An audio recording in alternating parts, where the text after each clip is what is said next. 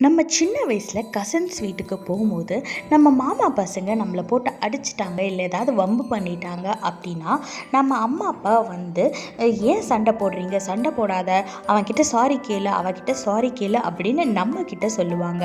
அம்மா அவன் தான் அடித்தான் அப்படின்னு சொன்னால் கேட்கவே மாட்டாங்க, நீ சாரி கேளு அப்படின்னு தான் சொல்லுவாங்க.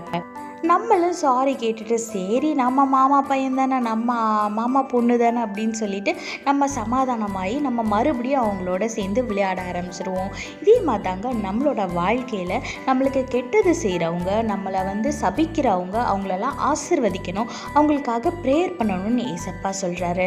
விதத்தில் பாருங்கள், மத்தேயு 5:44 போட்டிருக்கு, நான் உங்களுக்கு சொல்லுகிறேன், உங்கள் சத்துருக்களை சிநேகியுங்கள், உங்களை சபிக்கிறவர்களை ஆசிர்வதியுங்கள், உங்களை பகைக்கிறவர்களுக்கு நன்மை செய்யுங்கள், உங்களை நிந்திக்கிறவர்களுக்காகவும் உங்களை துன்பப்படுத்துகிறவர்களுக்காகவும் ஜெபம் பண்ணுங்கள்னு வேதத்தில் போட்டிருக்கு.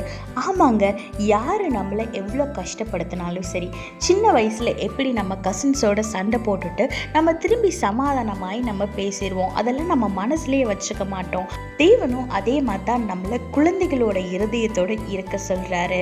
நம்ம வந்து நம்மளை சபிக்கிறவங்கள நம்ம ஆசிர்வதிக்கணும்னு, நம்மளை கஷ்டப்படுத்துகிறவங்களுக்காக நம்ம நல்லது செய்யணும்னு ஏசப்பா சொல்கிறாரு.